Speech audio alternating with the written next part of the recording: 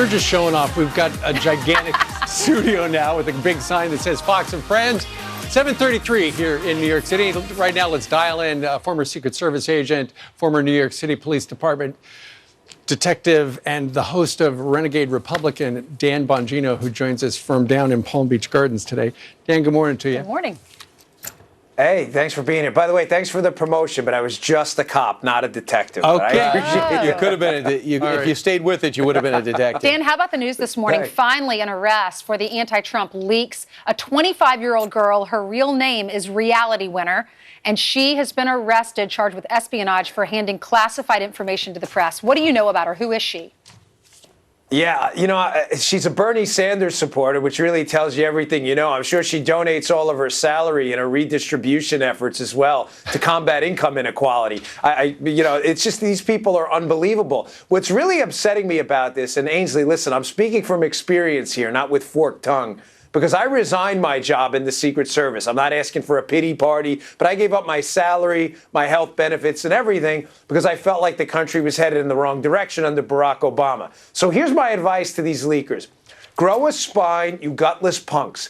Leave the government. Stop taking our taxpayer money, you thieves, to basically destroy the United States from within, which is what you were doing. Because if this is your model of governing going forward, we're all really screwed. Because if we lose the presidency to a Democrat, I would give the exact same advice to a Trump supporter working in the government now. Do not do that. You swore an oath. Dan, my fear is that there's so much more like this. I don't think this 25-year-old has to be that unique. You have to wonder what else they're doing. They're private contractors. What type of oversight are we giving them?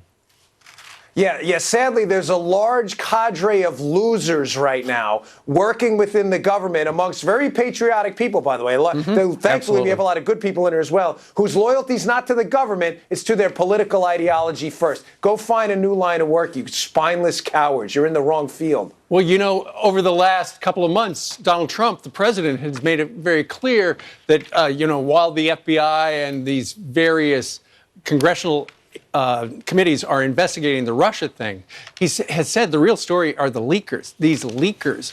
And so now they've made it very clear they are cracking down on people who steal top secrets and leak them to the press. Yeah, I think what we need to do is we need to prosecute. You know, they have those signs up, you will be prosecuted to the fullest extent of the law. Yeah. In this case, they really need to apply that. This has to be a good, solid 10-year sentence or whatever the law applies, the maximum end, to set an example for everyone else. And if you do this, there's not going to be any leniency. You're not going to get a pat on the or a smack on the wrist. Dan, what do you know about who has this type of information? Who has classified information? Because when I heard she was 25 years old, I do know that she worked in the Air Force, and she speaks several Middle Eastern languages. So maybe that's why she was working for this company, Pluribus International. But they have 22 locations all over the world. I'm sure they employ thousands of people. Do they all have their hands on this classified information? Yeah, here's the dirty little secret of classifications. I had a TSSCI clearance, top secret, sensitive, compartmentalized information. There are way too many people within the United States government who have access to this. And here's a way to fix this, because, you know, anybody can talk about a problem. Here's how we fix it tomorrow. We have to start a more vigorous, robust polygraph program. These people should be polygraphed annually, if not semi-annually, and you'll stop this problem right away. When you start polygraphing people and you put them on the box, you'll see the sweat coming down their brow real quick. That's great. I also think they should be sweating right now. Also, let's talk about what's happened over the last few days. So many comedians and commentators have just lost their minds, one of which is Kathy Griffin, who actually ended up playing the victim card by the end of the week when she apologized in the middle of the week and decapitated the president at the beginning of the week. And then you have Bill Maher also apologizing after his Friday show for using the N-word.